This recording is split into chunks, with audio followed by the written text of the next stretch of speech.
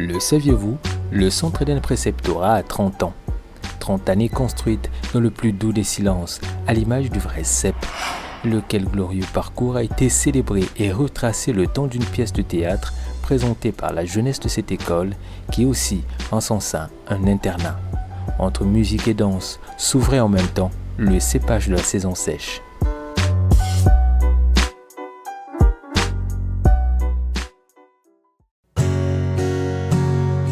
Da da da, da da. Oh. Si Dieu a mis un rêve dans ton cœur, écris-le, garde-le comme un trésor. Quoi qu'on dise, protège la vision. Chaque année à la même période, c'est la fête au Centre Eden Preceptorat. Mais cette fois, l'ambiance avait une saveur toute particulière. On célébrait les 30 ans d'existence de l'école. Musique et danse ont rythmé les festivités.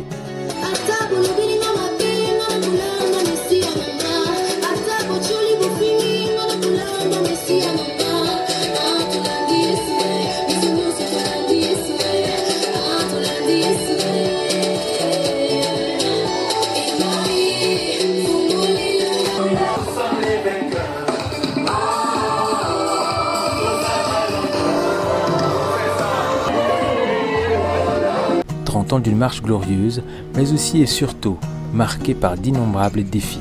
Dans le silence, à l'image du vrai CEP, s'est donné un couple institué par la voix divine et uni par un engagement commun. Cette belle histoire a été brillamment retracée sur scène avec la jeunesse de l'école. Le jeune serment du CEP prend dans ses mains une vigne qui se trouve au milieu de la scène et se met à l'observer de tous les côtés.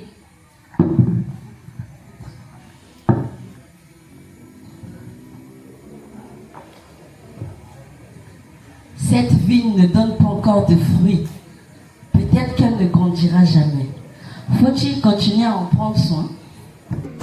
Une célébration spirituelle riche, sublimée par une prédication vibrante qui a mis l'accent sur l'amour total envers Dieu comme fondement de la foi et de l'engagement spirituel.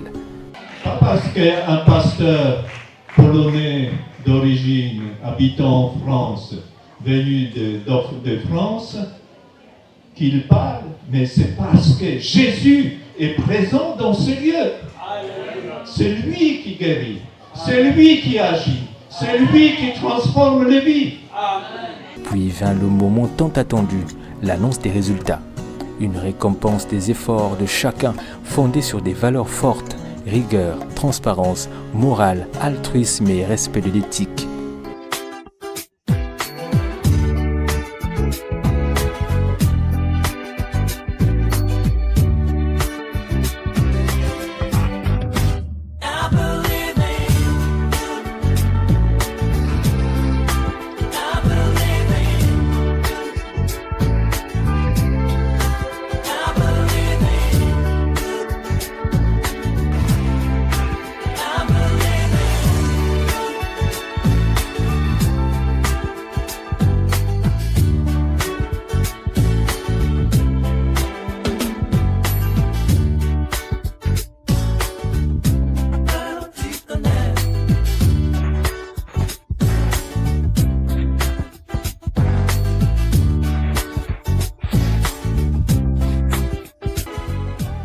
Et pendant que les applaudissements s'éteignaient tout doucement, le Centre Eden Preceptorat, fidèle à sa mission, pensait déjà les premiers pas vers les 30 prochaines années.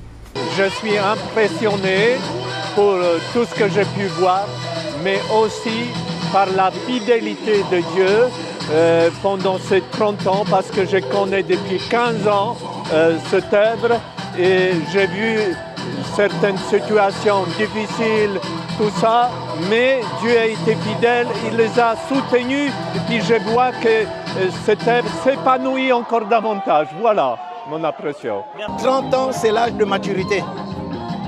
C'est à 30 ans que le Seigneur Jésus a commencé son ministère. C'est à 30 ans où on pouvait faire confiance à un garçon juif. Donc c'est l'âge de maturité. Et le CP a son âge de maturité.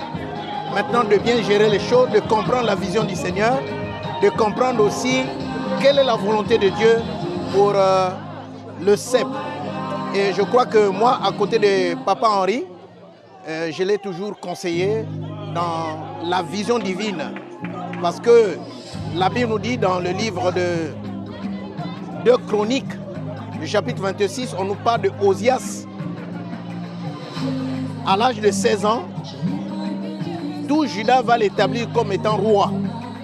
Bon, imaginez-vous, est-ce que, en tant que Congolais, y a-t-il un Congolais ici qu'on peut faire confiance de prendre par exemple la présidence? Je ne pense pas. Mais on nous dit Osias déjà à 16 ans, on va l'établir comme roi et il a régné pendant 52 ans. Est-ce que vous comprenez? Mais pour que Osias règne, selon le chapitre et le verset que je viens de donner, il s'est confié à Zacharie qui avait l'intelligence des visions de Dieu. Donc Osias, pour régner 52 ans, il avait un coach qu'on appelait Zacharie. Donc je crois que, pour ne pas m'abuser, peut-être que je serai comme un Zacharie à côté de Papa Henri, pour que le Seigneur nous ait travaillé à deux, pour que le Seigneur puisse accomplir la vision du CEP. Vraiment, que Dieu soit béni pour tout ce qui s'est fait dans ces lieux et pour la main de Dieu qui est sur déjà le CEP. Mais je vois beaucoup de détours et je regarde maintenant, il y a des détours que j'aurais pu éviter, mais c'est déjà fait. Mais en même temps, ils me permettent de comprendre que si je n'avais pas fait ces détours, je n'aurais pas cherché le bon chemin. Voilà. Et donc, je comprends que le Seigneur fait toutes choses. Quand le Seigneur permet que tu es devant une difficulté, que tu tombes quelque part, c'est pour que tu le cherches et que tu le touches, comme on nous a enseigné aujourd'hui. Et après, dans le rétroviseur, tout devient cohérent. On voit très bien que le Seigneur était là. Même quand je titubais, il était là. Il m'a montré, il m'a pris la main et il m'a permis de marcher jusqu'à maintenant. Maintenant, le problème le plus important, c'est de regarder devant. On dit, mais qu'est-ce qui va se passer? Quelle montagne il y a là-bas? Combien de temps je serai encore sur cette terre? Voilà. Si je vous disais autre chose, il y a longtemps que je serais parti. Mais le Seigneur m'a retenu ici. Il m'a montré même là où je devais être. Mais il a dit non, ce n'est pas le moment. Alors je me pose toujours la question. Est-ce que j'ai déjà fait ce pourquoi il m'a gardé sur cette terre? C'est la question que je me pose toujours. Ici, on ne célèbre pas seulement le passé, on cultive l'avenir dans le silence et la lumière. Que ce rêve ne vient pas de toi, même si tu ne vois que le contraire. Persévère, oh oui, persévère.